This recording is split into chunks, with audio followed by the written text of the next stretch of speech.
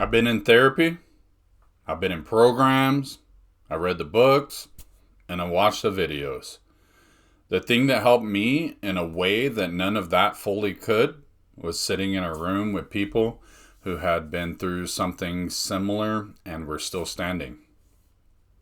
I want to talk about peer support today, mainly because I don't think it gets enough credit and I don't think it gets enough attention.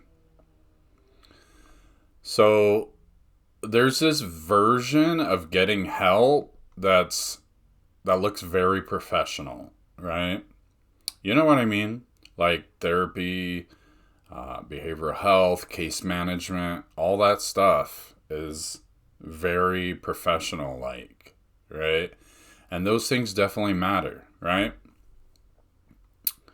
I know, I use them and they have 100% helped me. But I think that there's something that's really special that happens in peer support that doesn't often happen in a clinical setting. Something that I think is irreplaceable and needed. And I want to try to describe it to you. When you sit across from a therapist, there is always this power dynamic, even a kind and skilled one.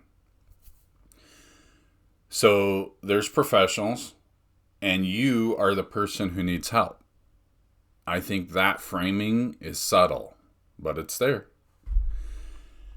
When you sit across from someone who has been homeless, who has dealt with addiction, who has struggled with their own mental health challenges, and they're right there in the flesh, still building, still showing up, sitting right across from you, something different happens. You don't just receive information, you receive proof, right? Proof that it's possible, not theoretically, actually, right? From someone whose life looks more like yours than a textbook case study. and that proof is something that I needed that I couldn't get anywhere else.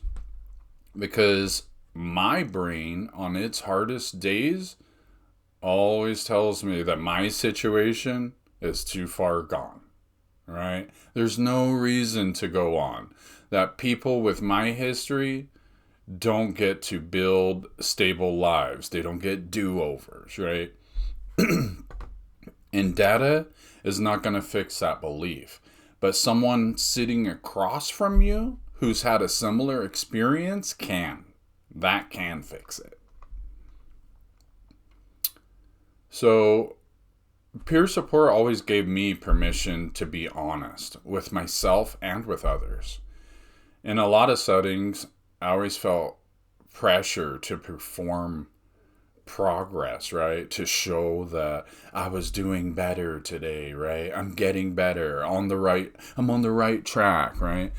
And I just think that pressure sometimes is too much. Like, it gets frustrating. In peer groups, I could say this week was bad and have people, kind of nod their heads, not with pity, but with recognition and acknowledgement. And I think that's great, right? That recognition in its own form is its own form of healing. That's part of why I decided to build this channel. If it's possible, I would really like my channel to function similar to peer support. I would like it to be a place where people show up honestly, right? Recognize themselves and each other and leave feeling less alone and more capable. Excuse me. I'm not currently a peer support specialist.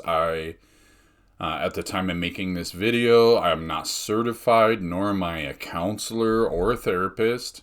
However, I will share that I am currently working on a bachelor level degree in social work. So I do have this education, but I also have a lot of lived experience.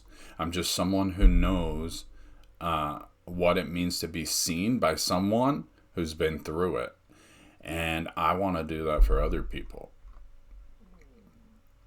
So, if you never tried peer support, I'd encourage you to look into what's available in your area.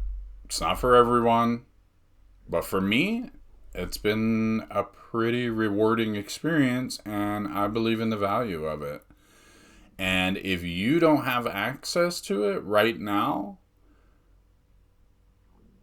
this community is a start, right? I suggest you subscribe to On Track with Jeff, and then call 211 and find out what resources are in your area. Tell me in the comments, have you ever experienced peer support?